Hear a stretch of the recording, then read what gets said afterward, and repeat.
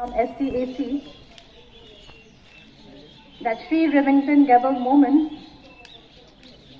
is elected member of the Legislative Assembly 2023. Sir, can we receive the certificate?